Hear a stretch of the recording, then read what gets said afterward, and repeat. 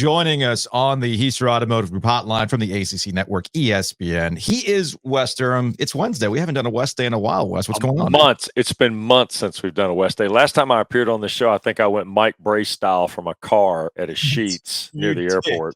You just got off a plane. I got off a plane. Live from a rental car to Sheetz. There's a sponsor. I couldn't get to the breeze through, so therefore, I was gonna say, careful now.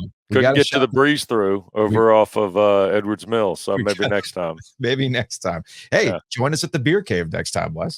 You know what? I'm actually trying to figure out. You guys got to let me know next time. I'd like to come through the Beer Cave. Maybe we can do it during basketball. You know, Joe and I were actually joking about this because things are setting up for quite a spectacle at the Black Friday between North Carolina and NC State. Yeah, they are. And we talked about this yesterday when we were dissecting whether or not Dave Dorrance entered the Hermsendic zone. And we'll talk about a age determinate phrase. But that'll click with an older person, younger person, not so much. But which is why we added context. But I joked, I'm like, yeah, man, we got to do the show from the Beer Cave that night. If it's like a night game or something like that, and we could just invite people into the Beer Cave to vent. Oh my God. Right? Like a microphone, people could just stop by, identify themselves. We're totally doing this. We're absolutely doing this after the game. And maybe if Hasselbeck and Taylor and I get the game, we'll just swing by and do like a segment. Tim will break it down. You got to tell a straighter. Tim will draw his own cover. Hey, man, I'm worried about talking to Tim Hasselbeck, your cohort there on the broadcast, because my dude's been dropping truth bombs in the middle of broadcast. He is not sugarcoating things, and I love it. Tell Tim I absolutely love the fact that he is calling it like he sees it. I love that in the broadcast. Yeah, he's been great to work with. It's been a lot of fun. We've had really good games for the most part, or at least dramatic games. Yes, you have. Last Saturday night did not go as I thought it would go. It turned into a bit of a snoozer. Yeah. Who knew that Braden Narvison's school record field goal to eclipse Damon Hartman would be the highlight for the Wolfpack? But I tell you what, Joe, the thing about last Saturday night is, and I said this on the air, I don't think Duke gets enough credit for the physicality they play with, and I am really impressed with who they are defensively. And I told some people in Atlanta who are Florida State people, I said, if you think this is Ted Roof's Duke, you're sadly mistaken. If you think this is Barry Wilson Duke, you're sadly mistaken. This is a Duke you've never seen.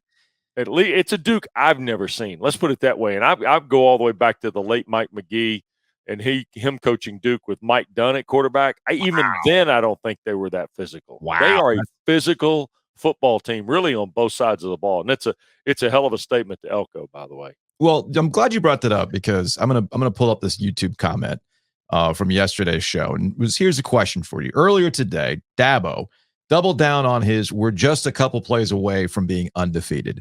And earlier this week, a state-focused podcast said something to the effect of, if Duke doesn't get those two big plays, it's only 10-3. That's big Jeff Bizdelic energy. Where is it? Our radio people told us that you take away those runs, and we outscored them by 19.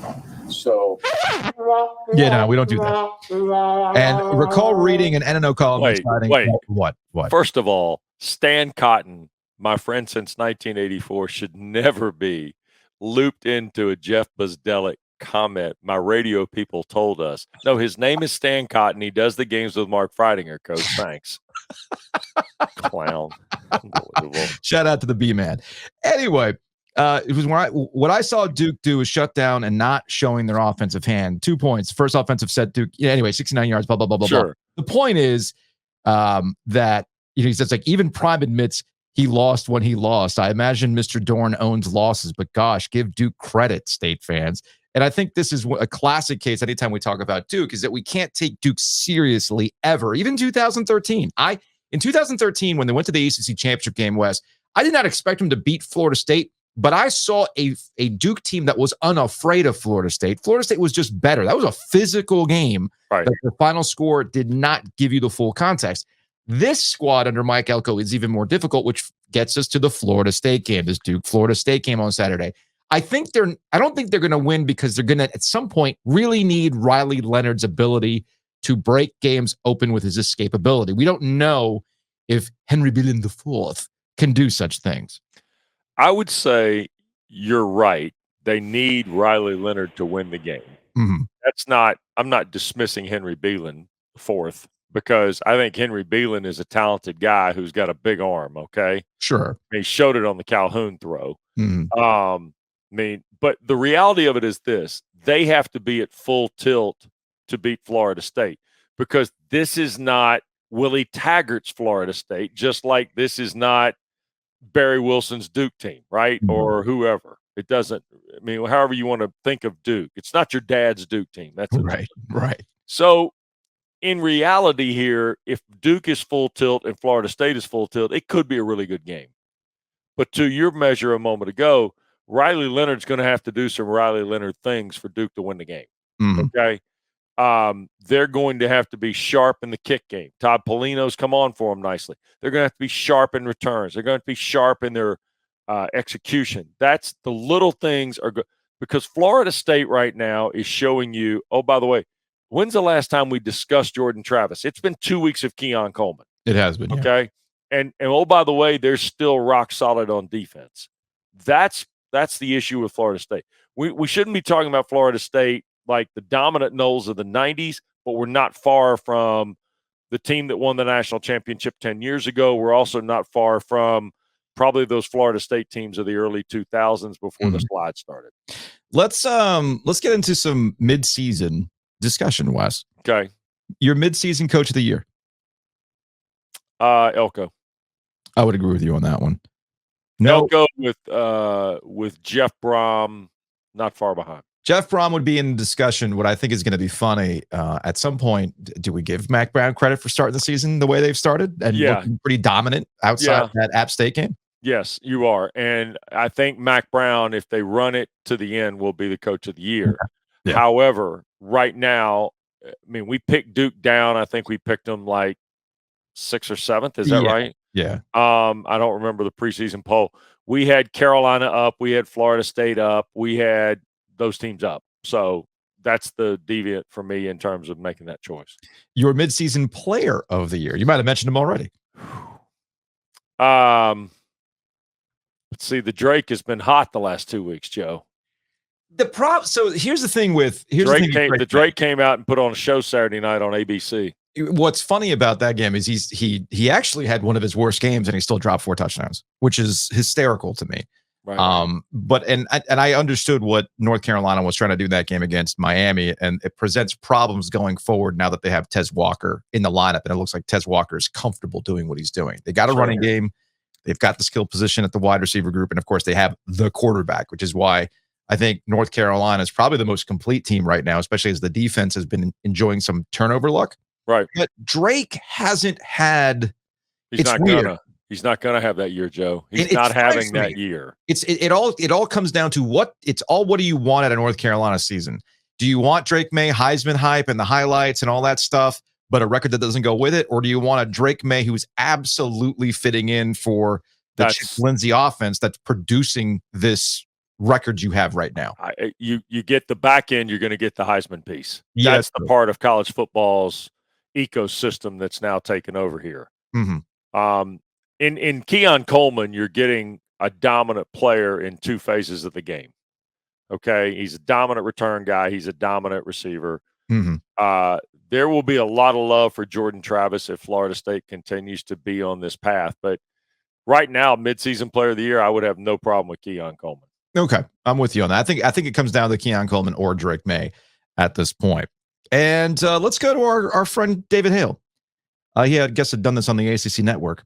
Your non-affiliated MVP of the mid-year, would it be the Pitt sadness vase? Put your negative thoughts into that vase, Wes. Which, by the way, it worked.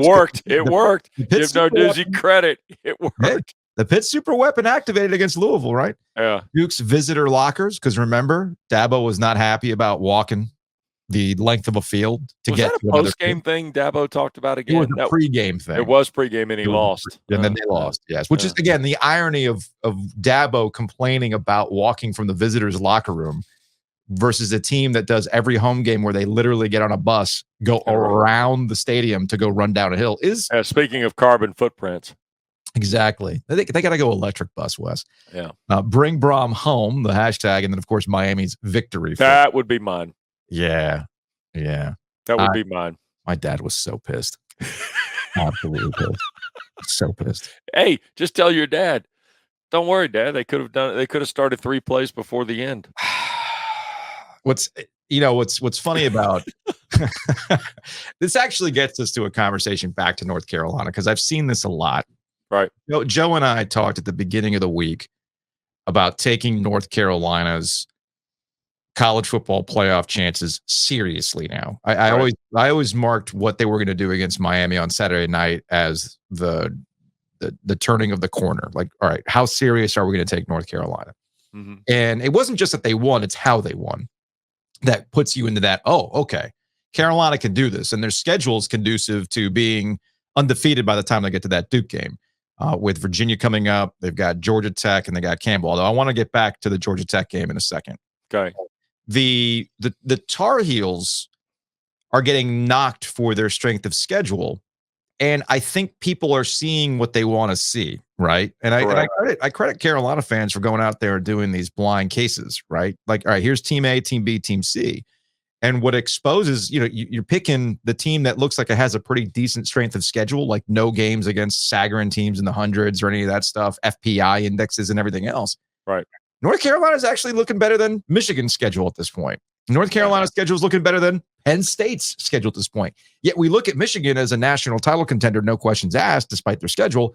And with North Carolina, we want to poke holes. I have a theory as to why we're there, and it has nothing to do with the ACC. I think it has everything to do with North Carolina and Mac Brown specifically having the moment and then just kind of dropping off or having it blow up in their face. But you got to give Carolina credit, man, for what they've done so far this season. It's been impressive. It has been, and it's been noteworthy because it has come against a schedule that is reflective of kind of where college football is, right?